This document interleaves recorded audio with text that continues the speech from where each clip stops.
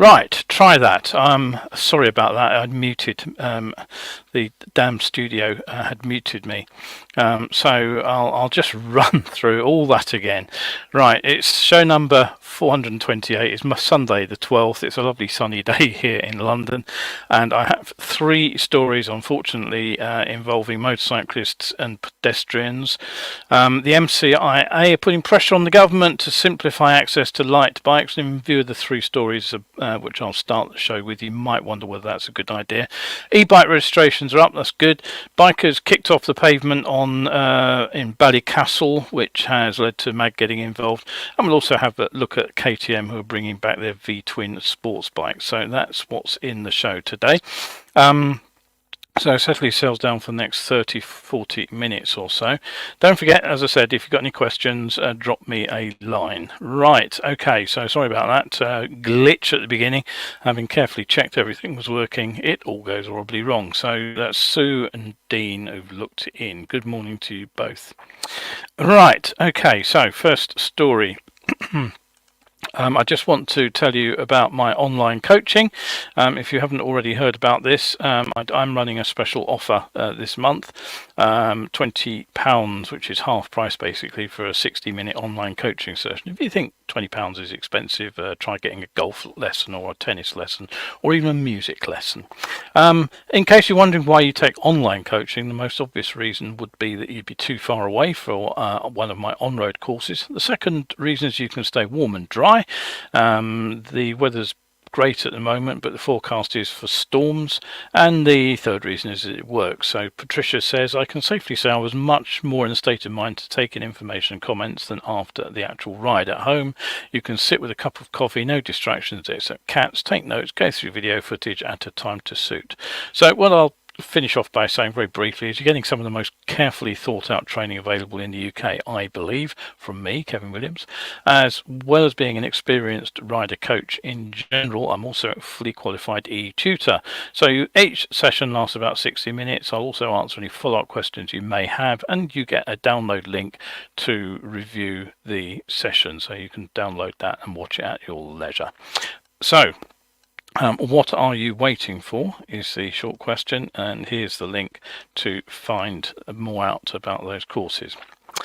Anyway, rapidly on, more about the weather. Now, as I said, we've had a splendid few days thanks to some high pressure which has been sat squarely across the UK, and today will be an exceptionally warm day for May. I think close to the record actually. Most of the UK is going to be dry, bright and sunny, but there'll be some showers up in the far northwest. However, by late afternoon a band of heavier showers, possibly with heavy thunderstorms embedded, will develop across Ireland and Wales, and later on this heavy thundery rain will reach and it will merge into longer spells of rain. It will be warm today, at least 24 in the south, maybe 20 in the north, and probably hotter in places.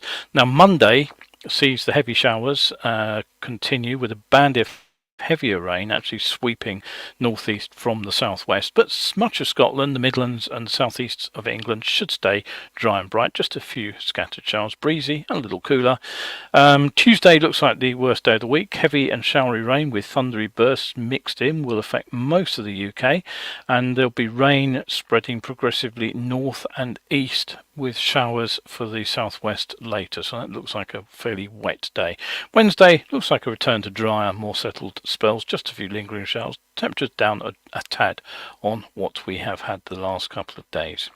Right, so okay, on with the news itself. Now, three fairly grim stories to start the show with. In Sussex, police are seeking a motorcyclist after an incident involving a pedestrian near the Bridge Community Centre in Hastings. That was about 1 o'clock on Sunday. Now, the pedestrian, 65-year-old man, sadly was pronounced dead at the scene. A 25-year-old man had been previously arrested on suspicion of causing death by dangerous driving, but he has apparently been released without charge and will face no further police action. So the police have issued a photograph of the rider that they're actually looking for. to assist them with their inquiries. And here it is. Now I've actually enhanced their own picture, so you've actually got a better idea of what you're looking at. So you can see the colours there a little bit more clearly. Sussex Police have asked anyone who recognises the motorcycle. It looks like a 125 Suzuki. Anybody who recognises the rider to in the picture to come forward. Okay, so second story again, also a sad one. An 18-year-old woman was said to be in a life-threatening condition after she was hit by a motorcyclist on Putney High Street in London on Thursday. Now this incident happened just before 5 p.m. and the air ambulance had to be called to the scene. Quite where they landed it in Putney, I have no idea. The rider of the motorcycle was treated for non-life-threatening injuries, and there have been no arrests, but inquiries are ongoing. And the final of these three stories is up on Teesside, where a 29-year-old rider who killed a pedestrian has been jailed for 10.5 years. He's been told he'll serve 2/3 of his sentence before being released on licence. He was also disqualified from driving for 14 years and will have to pass an extended test before he is allowed on the roads. Now the crash itself was bad enough. Back in February last year, 29-year-old James Mitchell was said to be overtaking, pulling wheelies. He was caught on by witnesses and CCTV footage. The camera footage allowed them to put his speed at 66 miles per hour in a 30 limit, and moments later he collided with Stephen Roberts, who was wheeling his bicycle across the road. That happened about 7 p.m, so presumably it would have been dark. Mitchell duly failed a roadside drugs test for cannabis, and he had neither licence nor insurance. The off-road KTM that he just acquired and been talking about on social media was not road legal, and it had no number plate, no mirrors and no indicators. Astonishingly though, Mitchell initially denied the charge, but he did eventually plead guilty to causing death by dangerous driving 2 weeks before he was due to stand trial. And it turns out that he has a string of previous driving offences, including driving without due care and attention, failing to stop after an accident in 2008. He had no licence and insurance then either. 2012 he was convicted of taking a vehicle without consent and driving with no licence or insurance, and in 2014 he was jailed for 10 months for aggravated vehicle taking and, guess what, driving with no licence or insurance. And I have to say, when you read that list of past offences, the failing to stop after the accident and the multiple driving without insurance or licence, it's pretty clear, I think at least, that somebody like that should never be allowed back on the road. Is he ever likely to take a test? I can't believe it. The innocent party in all this was his 350 KTM, and that's been destroyed. So with those three stories in mind, I would like to ask what you think about the next one. The motorcycle industry are keeping up their pressure on the government in their drive to simplify acquiring moped and lightweight motorcycle and other lightweight vehicles, like little four-wheeler things, making it easier for people to get on those and ride them on the road. And the MCIA say that a recent government consultation on making e-bikes more powerful without the need for PPE, insurance, registration or training, which I haven't heard of actually, is threatening to further erode what they call the well-established and regulated moped and motorcycle market. And the organisation has written to the Secretary of State for Transport, Mark Harper MP, urging him to initiate a full-scale review of the existing licence regime to make acquiring a licence less complex, less costly and more accessible to all, enabling a cleaner and greener future. Now arguably, since the MCIA represents the UK's motorcycle industry, it's less to do with the convenience of motorcyclists and far more to do with the MCIA seeing a potential loss of sales with a loss of control of that personal mobility market as it all slips away from them towards e-scooters and e-bicycles. Frankly, if you can jump on an e-scooter to do your short ride to work or college, why go to the expense of getting a license, getting your CBT certificate, then buying, taxing and insuring a moped or a small motorcycle? Okay, it's illegal at the moment to do anything like that, but it doesn't stop the vast majority of people doing it. I think they said there was something like 1 million of these e-scooters and bicycles actually in use at the moment. And frankly, the cleaner and greener future is also a smokescreen, since right now the vast majority of small bikes, around 9 out of 10, are still ICE powered. Now, there is a real debate to be had here about whether simplifying access to small motorcycles and scooters is the right course to go down, because the MCIA's proposals, don't forget, would actually allow learners to get onto 250cc bikes. Currently, things like the 250 Kawasaki Ninja, they put out about 30 horsepower. So that's pretty much the situation that existed prior to the 1982 125 learner law. And that was introduced, let us not forget, in direct response to the numbers of motorcyclists being killed and injured at the time. It was thought that by restricting riders to smaller machines, they would be less likely to die in crashes. Now, there's little evidence that CBT's actually had any benefit in terms of reduced casualties. So I would say that the arguments that getting onto a powered two-wheeler should actually be made easier for novices, I think it's hard to justify that. If you've got an opinion on that, do fire away. I'd be more than happy to hear it. Kevin's looked in. Good morning. So yeah, fire me your opinions on that one. Meanwhile, also from the MCIA, the registration data for April's out. Now, compared with April 2023, sales of small bikes up to 500cc's are up quite considerably, up to about 19% for the 126 to 500cc class. But smaller machines are the exception, because the bigger bikes are down around 10%. On a year-to-date basis, the market is flat, and it's entirely down to the growth of sales for the up to 500 class. I'll be interested to know which of those bikes are going well. Something of a surprise, though, is that electric motorcycles sales are showing positive results again. Now, up to the end of April, the 4 months, electric motorcycles and mopeds up 10%, and even the up to 35 kilowatt category, excuse me, shows a fairly stonking 123% increase in registrations. Now, okay, numbers are fairly small still, but just under 1,200 electric bikes have been registered this year, compared with 35,700 conventional ICE machines. Excuse me.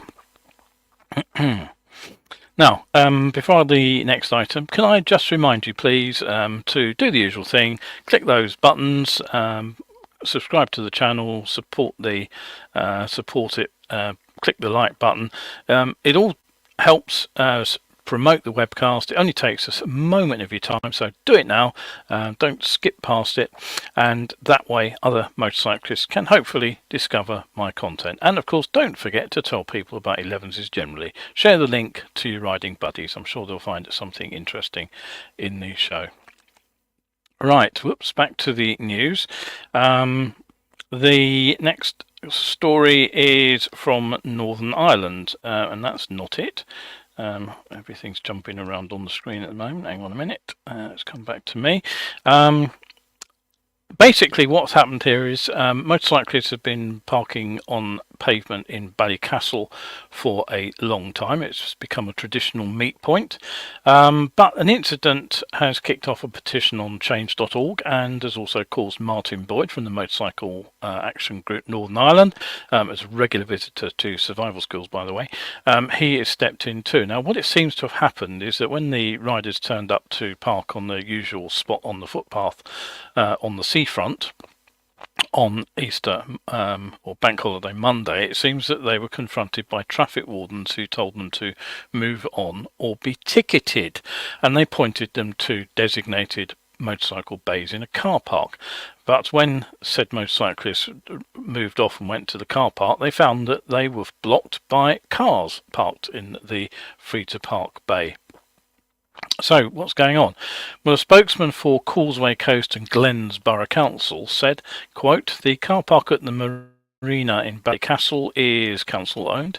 Historically, it's not been a charged car park, therefore limited enforcement has taken place within it. There are currently 4 dedicated motorcycle parking bays within the car park, and the council reminds motorists that these 4 bays are intended for motorcycle users only and should not be used for parking other vehicles such as cars. Okay, well, I'm sure that has made a huge difference to the drivers who are parking in those bays, and I'm sure that I'd be interested to know how big these 4 bays are. Does it mean 4 motorcycles? If so, that's going to be problematic if a lot of bikers turn up, as they're likely to do on a bank holiday.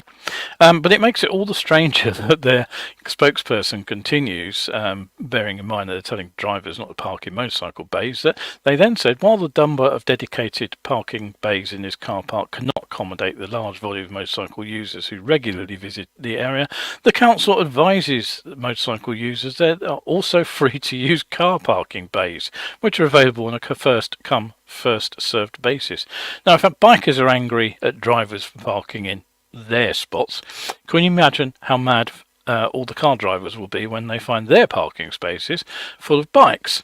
With his Mag Northern Ireland hat on, Martin is now calling for the Causeway Coast and Glens Council to increase the number of legal motorcycle parking opportunities available. Now, whatever the rights and wrongs of pavement parking generally, I'd say that most motorcyclists are pretty considerate when it comes to parking on the pavement. They know they shouldn't be doing it, but they do tend to use areas of pavement where legal parking is overwhelmed at popular spots, but they try to do it in a way, in my experience, that they're not causing an obstruction. But unfortunately, this isn't the first place to clamp down on motorcycle parking like this.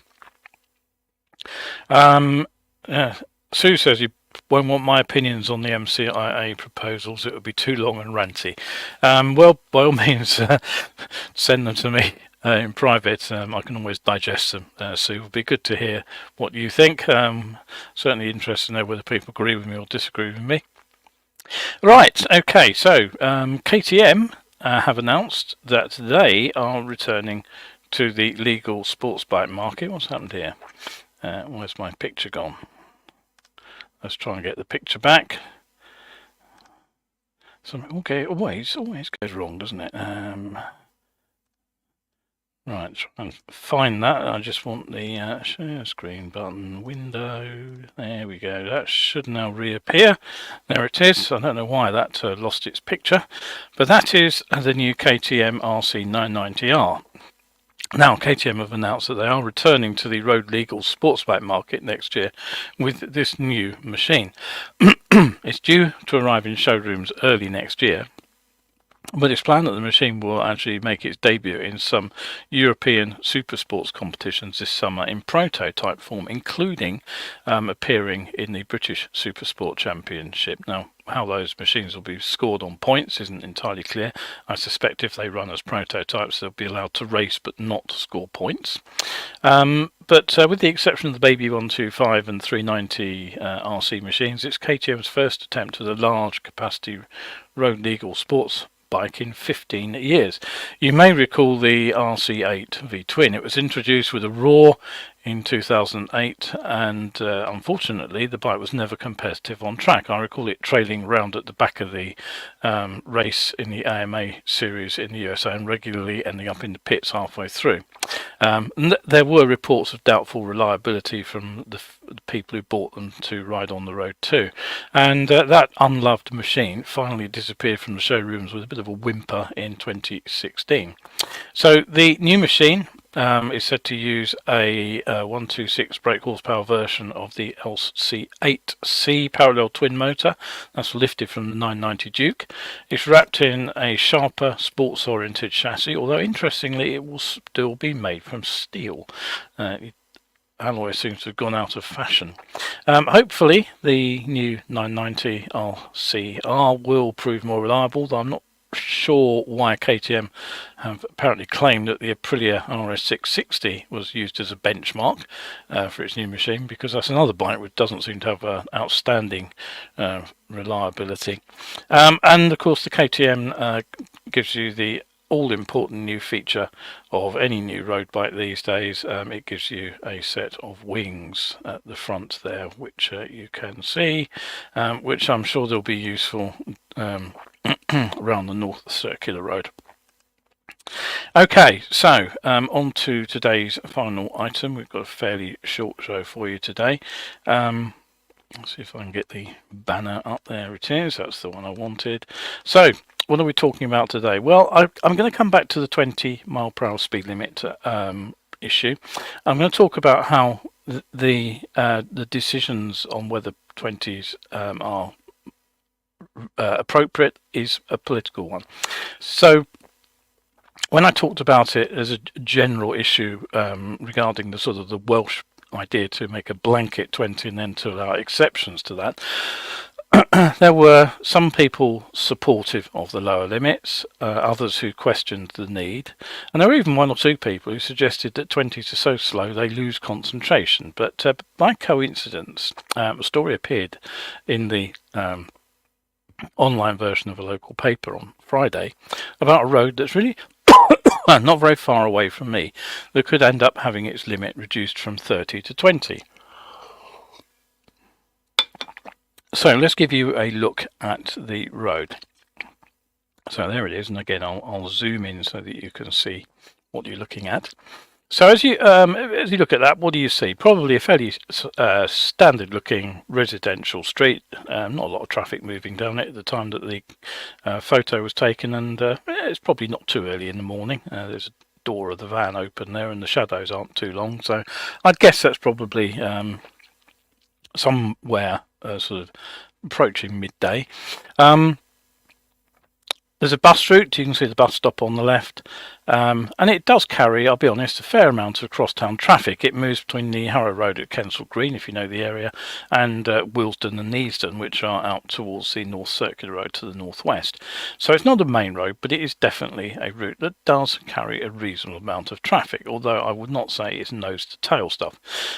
So why the review of the speed limit? Well, it seems that, to quote the news story, concerns about the very dangerous Brent Street were initially raised by a member of the public last year who said that collisions were so frequent residents had stopped parking their cars along it. We can see a few cars parked along there, but I always like to double check statements like that, and thanks to the wonders of Google and their satellite view, here is an aerial shot of the same road. And what you can see quite clearly is that the reason there aren't many cars parked on the road is that there are cars actually parked on driveways at the front of houses. So the idea that residents aren't parking their cars on the road seemed to me to be a bit of a smokescreen. So who made this claim? Well, it was, quote, a resident, a Mr. Richards. He first raised the, quote, dangerous nature of Wrottesley Road at a full council meeting last July. And he said, and again I quote, I doubt whether any other residential street in Brent has as many accidents as this road, ... Because of the regular collisions in this road, residents tend not to park on it, which allows speeding drivers even more leeway. And then he went on to say, motorcyclists particularly like to do wheelies on it. Whilst there have been no fatalities yet, it's very dangerous to cross for pedestrians, noting we have the Furness Road Primary School close by and the dangerous crossing at the junction of Wrottesley Road and Furness Road, which is used by very young children. Wheelies? Really? Riders do pull wheelies in inappropriate places, but most of us don't. I really doubt very much whether there is actually any kind of a problem with motorcyclists regularly popping wheelies up and down this street. Last time out, I was actually talking about how local residents' perception of a speeding problem can be distorted by just a couple of high-speed vehicles passing down the road, where everybody else is at or about the speed limit, because you don't notice the people who are road legal. You notice the people who are doing bonkers things. So my guess is that Mr. Richards probably saw one motorcyclist some time ago pulling a wheelie, but it's stuck in his mind. Mind you, he has probably seen rather more delivery riders riding like twats down the road, but that's hardly exclusive to this particular street. So is it really dangerous? Now, you may recall about this time last year I was busy dismantling a safety campaign in the Midlands for using statements about crashes that really didn't reflect the reality of the situation. And what I was able to do was I was able to use collisionplot.co.uk, which is an open access site which plots traffic collisions. So what I did was I dug out the map to see about Wrottesley Road. Now here it is. I'll zoom in for you so you can see it in detail there. The Wrottesley Road is the bit between the two pink markers. And according to the story, the council say there have been 14 crashes over the last 5 years. So I dug out the last 5 years data, and I did indeed count 14 collisions. But if you look, you'll see that there are far more going on along the Harrow Road here and the Harleston High Street, which is the main road, than there are on Wrottesley Road, which is the one along here. And secondly, not all the collisions were actually along the length of Wrottesley Road itself. If one of the interesting ones that is lumped in with the pedestrian collisions, if I can zoom in on the relevant location, here it is. You can actually see it's this one here. It's actually in a side street, so presumably either somebody reversing out of his drive ran a pedestrian over, or pedestrian was crossing the road and didn't see what was coming, but it didn't actually happen in Wrottesley Road. And one of the other incidents involving the pedestrian was here, presumably again pedestrian walking down the pavement and either being hit by a car turning out of the road or possibly one turning in. So there's not all on the road by any stretch of the imagination. The other interesting thing is when you scroll to the other end of the road, you'll find that 5 of the incidents which are listed as happened in Wrottesley Road actually happened at this nasty little mini roundabout. It's a horrid little busy 5-way affair. It joins All Souls Avenue. That's a road I drive down twice a week, most Mondays actually, as I take my other half to her volunteer job at the Animal Rescue Centre. Drivers are often making a lunge here because it is so busy. There's often traffic queuing back across it. So, you know, the incidents that will happen here are usually walking pace. So I'm not convinced speed has anything much to do with those collisions. Now the interesting thing is when you actually look at the other crashes, there were 7 other incidents. So car and a goods vehicle, if we start at the top and work down, car and a goods vehicle, that was the first one after the pink line. Then there was a car and a motorcycle, that pedestrian one I just talked about. 2 cars and motorcycles here, car and a goods vehicle here. There was an incident involving a cyclist and another incident involving a motorcycle. 15 injuries the council reported as happening on this road. And what they listed were the 2 pedestrians I've just talked about, a passenger in a car and 2 cyclists. So who were actually the rest? Well, the fact is they were all motorcyclists. So why didn't these motorcyclists get talked about when the council were actually detailing the injuries to road users? Aren't motorcyclists road users? One of these motorcycle crashes appears to have involved a parked vehicle, and although without paying for full access, it's hard to be sure, because of the location of the dots, which do locate the collisions fairly well. My guess is that 4 of those motorcycle crashes actually happened from drivers pulling out of driveways. Look at that one. The implication there, I suspect, is that that was a driver pulling out of a driveway. One of the other crashes appears to have happened at a side turning, this one here. So the point is that failing to mention these injured riders might have had something to do with the fact that the collisions that took out of the bikers appear to have been largely caused by the residents themselves. Just one incident on this road actually seems to have been a moving traffic collision, yet the council were reported as saying that we look at the selected locations to introduce road safety measures to reduce the number of accidents and personal injuries, thus improving road safety.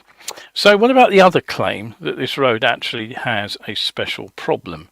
Well, again, thanks to the wonders of collision plot, it doesn't take a moment to find plenty of other roads in Brent which also have significant numbers of collisions along them. This is Chapter Road. It's not too far away. The bit I've pictured here is much the same length, and it's got a 20 limit on it, but I noticed there were 18 collisions down that road in the last 5 years. Now, I'd say this makes it pretty clear that reducing the speed limit alone isn't going to make any particular road safer. There has to be something else going on too. What again is alarming about this road here is that I counted 15 incidents involving motorcycles. I'd be really interested to know how many of those were gig riders. So, I wonder what Brent Council's plans are for the parallel main road, which also has a lot more traffic and a lot more accidents, and I wonder what they're going to do to try to make life safer for motorcyclists riding down their roads in general. If either of those issues had been mentioned, I wonder if the council had been quite so keen to support the idea that reducing the speed limit on one particular road would reduce crashes. But as I said before, setting it at 20 would at least remove one more road from the is it 20, is it 30 puzzler. I still say the answer is to get a blanket 20 in place, and then we can have a debate about roads where the speed limit could be raised. I think that's the right way round to approach this problem. Right, Jeff's chipped in. He says, I agree with the prison sentence for the rider, but the police say that the bike have no mirrors. To my knowledge, in the UK, you don't have to have mirrors on the PTW on the road. Good point. I believe the situation is that as new, the machine has to have mirrors. I can't remember whether it needs to have those mirrors fitted to pass the MOT. Obviously, as you say, it would make sense to have them, but it's certainly, as he says, under EU type approval, but not under construction use legislation. Right, okay, so yes, interesting distinction between the two things. Right, that is it for today's show. Thank you once again for joining me. Don't forget, you can become a supporter for my coffee page. And my quick shout out this morning is for, here we go, I've got them somewhere. Where are they? Last week's supporters and subscribers. Living Martial Arts, Johan, Mad Cockney, Sandy, Howard, Nick, and Anonymous. Anonymous is a good chap, or chapess. Thank you very much indeed for your support. If you become a monthly subscriber, of course, you get even more access to the things on my coffee page. If you do want to get access to it, the quickest and easiest way is to use this QR code, but just go to coffee.com and look for the /survival skills page. You'll find it over there. Now, as a supporter, you open up over 1,000 better biking articles at the moment, and I do challenge you to read those in a month. That's why I recommend you become a regular subscriber. That's it for today. Thanks for watching. When the next show, Wednesdays, I will be down in the southwest. I'll be delivering a couple of my presentations to advanced motorcycle groups down there. So the show that will come out on Wednesday will be a recorded one, but I do hope you can look in. I hope you'll enjoy it. I hope you've enjoyed today's show. I hope you found it useful. Sue says thank you, Sue. Anything else to say? Not really. If you are out there on your bike today, do make sure you stay shiny side up. Enjoy the nice weather.